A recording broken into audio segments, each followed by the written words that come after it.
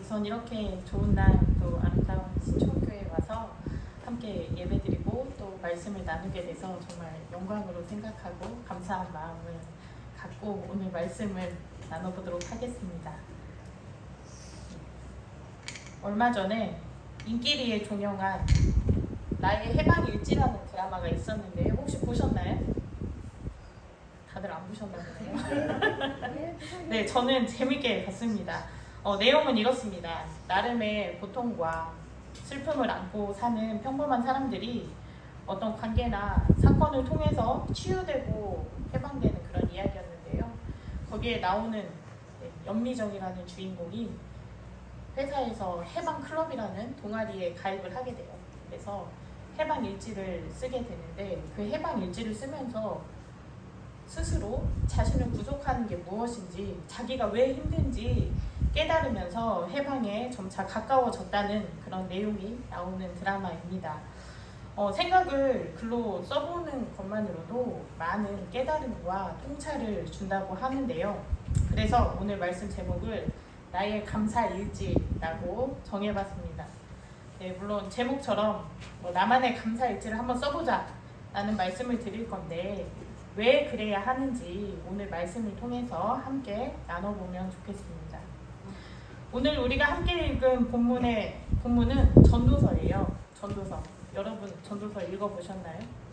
네, 읽어보신 분들은 알겠지만 전도서는 마치 인생이 허무하고 고통이 가득한 것처럼 이야기하고 있습니다.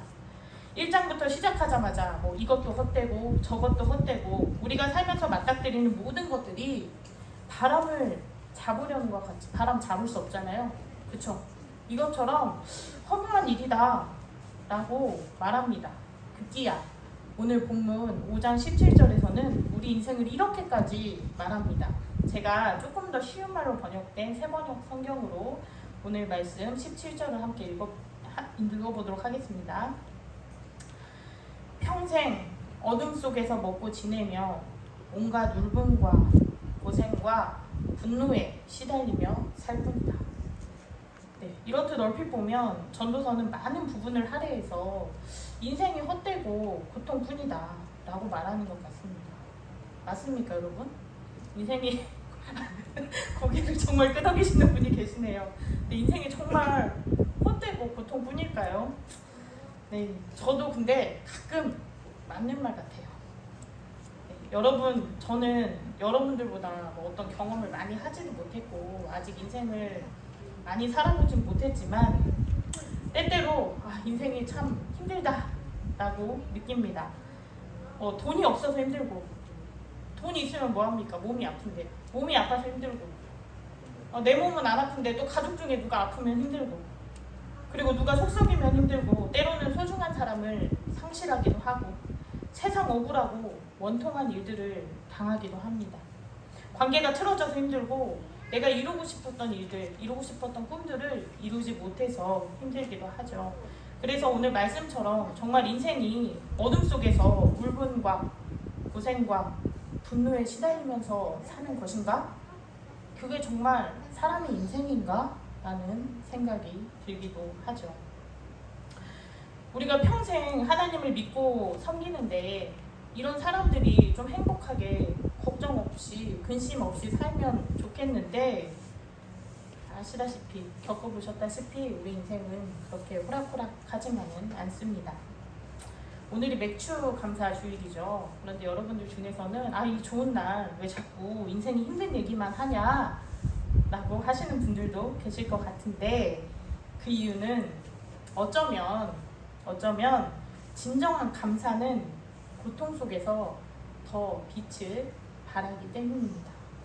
만약 우리 인생이 마냥 꽃밭이고 정말 기쁨과 행복만으로 가득하다면 고통이 없다면 우리는 감사를 모르는 오만방자, 교만한 인간으로 살 것입니다. 그렇잖아요. 비가 많이 오는 장마철이 돼야만 해 뜨는 날이 좋은 걸 아는 것처럼 그리고 몹시 정말 많이 아파본 사람이 건강의 소중함을 아는 것처럼 그리고 인생을 살면서 많은 고생을 해본 사람이 작은 평범한 일상의 소중함을 아는 것처럼 우리가 고통 속에서 사는 인생이 때로는 버겁고 힘들지만 그 속에서도 감사의 이유를 찾을 수 있는 것이죠. 제가 한 2달 전에, 2달쯤 된 것 같은데 이런저런 일로 조금 힘들었습니다. 아까 목사님이 말씀하셨듯이 제가 일하는 목회자거든요. 그래서 평일에는 가게를 운영하고 또 주말에는 이렇게 목회를 하고 있는데요. 그런데 운영하던 가게에 이런저런 문제가 생기고, 그리고 그것으로 인해서 스트레스가 한두 가지는 괜찮은데 여러 가지가 한 번에 쌓이더라고요. 그리고 신뢰하던 직원이 등을 돌리고 또 여러 사람들의 오해를 사기도 하는 그런 일이 있었습니다. 제가 그때 혼자 생각할 때 사는 게 진짜 별로다. 왜 인생이 좋을 때보다 고통스러운 게 더 많을까 라고 생각하면서 흔히 말하는 그런 슬럼프에 빠졌습니다. 지금 생각하면 뭐 대단히 힘든 일도 아니었고 대단히 큰 일도 아니었는데 계속 사람이 부정적인 생각을 하다 보면 그 생각에 빠지거든요. 그래서 제가 정말 무기력하고 아무것도 하기 싫고 사람도 만나기 싫고 심지어 뭐 밥도 하기 싫고 일하는 것도 재미도 없고 하나님을 잘 찾지도 않게 되더라고요. 여러분도 인생을 살면서 그런 일 겪어보셨죠? 그러다가 우연히 요새 제가 유튜브로 어떤 강연을 보고 있는데 그 강연을 봤는데 그 강사가 자기가 너무 힘들 때 하는 게 있대요. 그게 뭐냐면 자기 전에 감사 일지를 쓰는 일을 한다고 하면서 인생이 너무 힘드니까 여러분들 한번 해보시라고 그렇게 권하는 제가 강의를 들었거든요. 근데 그 말을 듣고 제가 원래 그런 거에 잘 이끌리지 않는데 정말 뭔가 이끌린 것처럼 제가 그날 노트를 탁 펴고 감사 일지를 썼습니다. 그 감사 일지를 쓰는 원칙이 하나 있는데 먼저는 없는 것을 생각하지 말고 가진 것 중에 정말 작은 거라도 정말 사소한 것이라도 써보라고 해서 제가 정말 바로 그날 밤에 감사 일지를 썼습니다. 제가 부끄럽지만 그날 쓴 걸 한번 여러분들께 읽어드리도록 하겠습니다. 1. 나는 아직 젊고 건강하다. 2. 우리 가족은 그래도 화목하다. 3. 저희 아이들이 지금 사춘기거든요. 중1, 중3 아주 심각한 정말 지금 노도의 시기를 보내고 있는데 사춘기인 아이들이 적당히 말을 안 듣고 적당히 까불면서 그래도 건강하게 자란다. 4. 고민을 털어놓을 친구가 있다. 5. 일할 수 있는 일터가 있다. 6. 코로나로 어렵던 남편의 사업이 점차 회복되고 있다. 저희가 둘 다 자영업을 하다 보니까 정말 힘들었거든요. 7. 나는 나를 사랑하는 주님이 계시니까 다시 힘을 낼 것이다. 8. 주님의 사랑이 나를 감싸고 있다는 것을 지금 이 순간에도 느낀다. 네, 제가 가진 것이 많지 않은 사람인데 그래도 가진 것에 집중하면서 써보니까 내 인생 그래도 좀 괜찮네. 그래 괜찮다라는 마음이 생기기도 하더라고요. 저희가 오늘 함께 전도서 읽었는데 사실은 이렇다고 합니다. 그 전도서에 헛되다라는 말이 정말 많이 나오잖아요. 그 헛되다라는 말이 히브리어로 헤벨이란 뜻이거든요. 헤벨. 그런데 이 본래 의미는 뭐 헛되다, 허무하다, 의미 없다 그런 게 아니라 알 수 없다, 이해할 수 없다 라는 뜻이라고 합니다. 내 인생과 세상에서 일어나는 모든 일이 정말 헛되고 허무한 것이 아니라 그저 알 수 없고 이해할 수 없는 일들로 수두룩하다는 것이죠. 여러분, 삶은 어차피 힘들고 어차피 알 수가 없어요. 우리는 당장 내일 우리 인생에 어떤 일이 일어날지 한 치 앞도 볼 수 없는 그런 존재들입니다. 그래서 내 인생이 지금 좀 괜찮다고 자만할 필요도 없고 내 인생이 지금 좀 별로라고 힘들다고 너무 절망할 필요도 없습니다. 어떤 삶에도 불행과 행복은 번갈아 가면서 찾아오더라고요. 완벽하게 행복한 인생도 없고 또 완벽하게 불행한 인생도 없는 것 같습니다. 그러면 이런 인생을 잘 사는 비결은 무엇일까요? 마침내 전도서는 우리에게 이렇게 말합니다.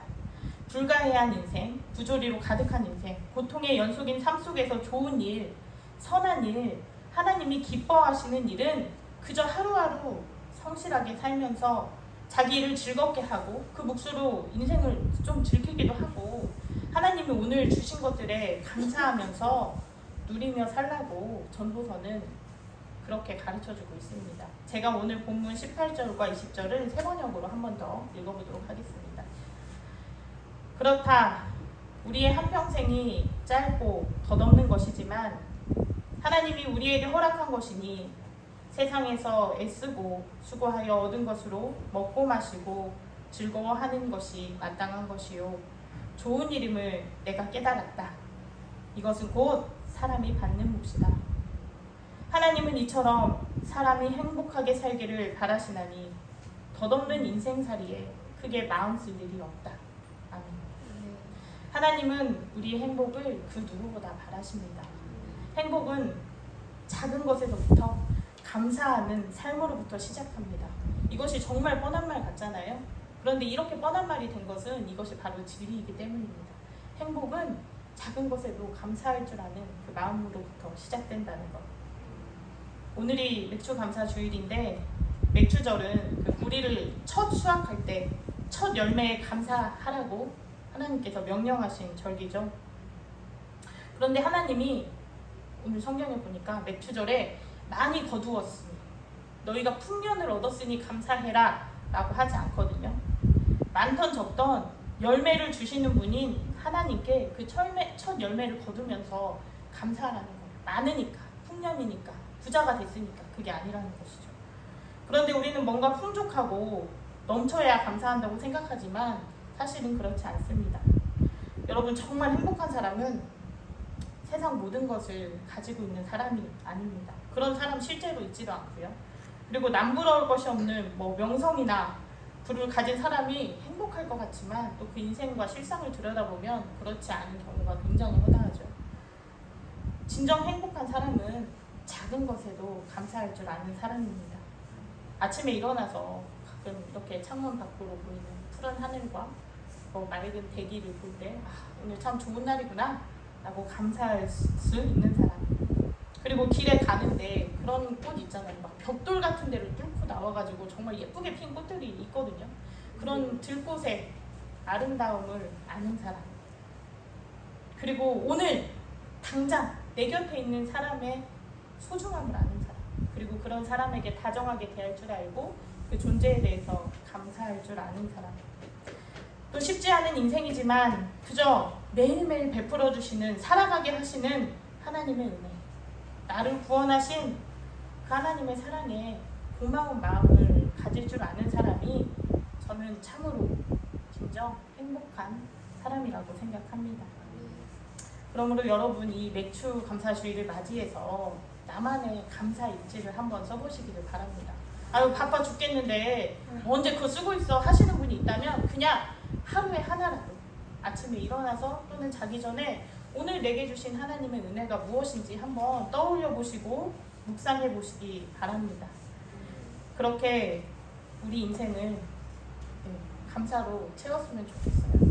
2022년인데 지금 딱 7월 첫째 주잖아요. 저는 이 시기가 하프타임이라고 생각하거든요.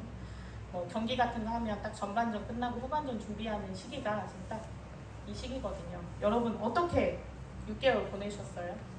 혹시 저처럼 막 절망하고 불평하고 한탄하면서 보내지는 않으셨나요? 이 맥주 감사주일에 정말 남은 한 해를 좀 감사로 채울 줄 아는 저와 여러분들이 되길 바라고요. 그래서 알 수 없고 때때로 너무나 힘들고 어려운 우리의 삶을 잘 견뎌내시기 바랍니다. 하나님의 은혜로 이 남은 반년도 또 이후의 일생도 잘 살아내는 저와 여러분들이 되시기를 주님의 이름으로 부탁드립니다. 기도하겠습니다. 좋으신 하나님, 우리의 인생을 돌봐주시고 함께 하시는 하나님, 우리의 삶에 늘 아름다운 열매를 허락하시는 하나님, 감사합니다. 우리가 선하신 하나님을 신뢰하며 감사로 인생을 채우는 사람들이 되기를 원합니다. 때때로 우리 삶이 어렵고 힘들지만 그럼에도 불구하고 매일매일 감사할 줄 아는 우리가 되게 해주시옵소서. 아주 작은 일에도 고마운 마음을 갖게 하시고 내 주변의 사람들에게도 감사의 마음을 품게 해주시옵소서. 무엇보다 구원받은 하나님의 백성이라는 사실에 깊이 감사하는 우리가 될 수 있도록 인도하여 주시옵소서. 우리의 가장 큰 감사가 되시는 예수님의 이름으로 기도드립니다. 아멘.